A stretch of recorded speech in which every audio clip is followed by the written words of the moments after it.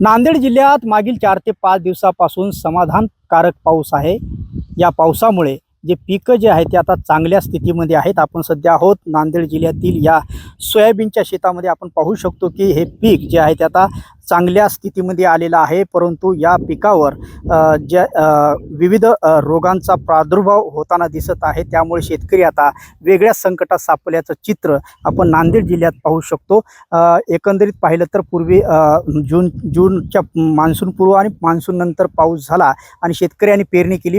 त्यामध्ये 15 दिवसाचा पावसाचा खंड देखील पडला होता। दुबार पेरणीचं संकट ओढावणार अशा स्थितीमध्ये पावसानं पुन्हा हजेरी लावली आणि आता हे पीक जे आहे ते चांगल्या स्थितीमध्ये आहे। सोयाबीन झालं, कापूस, उडीद, मूग, तूर हे पीक सध्या चांगल्या स्थितीमध्ये आहे आणि त्याचबरोबर आता सोयाबीनवर जे विविध रोगाचा प्रादुर्भाव झाला, गोगलगाय असेल, विविध आळ्या असतील, हे या ठिकाणच्या पिकांवर मोठ्या प्रमाणात प्रादुर्भाव झाल्यामुळे शेतकरी आता पुन्हा नव्या एका संकटासमोर तोंड देत आहे। आपल्यासोबत काही शेतकरी आहेत। काय सांगाल, सोयाबीनचं तर पीक चांगल्या परिस्थितीमध्ये आहे, काय परिस्थिती आहे सोयाबीनची आणि काय स्थिती आहे? पावसामुळे सर थोडाच पाऊस पडला मागच्या वेळेस या 2 दिवसापूर्वी, सध्या त्याला जीवदान भेटल्यामुळे आणि लगेच समजा आळ्याचा प्रभाव झालेला आहे।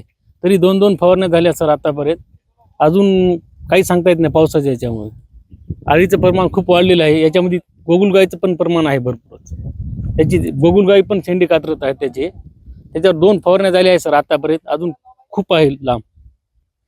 निश्चितच गोगलगाय संपूर्ण सोयाबीन जे आहे ते त्याचं जे नुकसान करत आहेत। आपल्यासोबत दुसरे शेतकरी आहेत। काय सांगाल, पावसाची स्थिती कशी आहे, पिकं कशी आहेत? आता पाऊस पहिलं चांगला पडलेला आहे, नंतर 15-1 दिवसाचा खंड पडला, पेरण्या वगैरे केल्या, सर्व चांगलं झालं। आता रिमझिम पाऊस पडत आहे, त्याच्यामुळे हे आळ्याचा प्रादुर्भाव वाढलेला आहे। गोगलगाय ते दुसरे आळ्या, बारीक आळ्या हे कातरत आहेत बघा।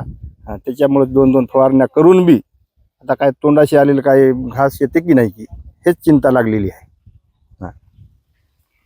निश्चितच शेतकरी सध्या या गोगलगाय आणि इतर जे कीड आहेत आणि इतर रोग आहेत त्या प्रादुर्भावामुळे पुन्हा एकदा संकटात सापडल्याचं चित्र सध्या नांदेड जिल्ह्यामध्ये निर्माण झालेलं आहे। संजय सूर्यवंशी, साम टीव्ही न्यूज, नांदेड।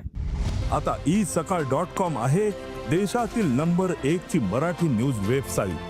प्रत्येक अपडेटसाठी isakal.com ला नक्की भेट द्या।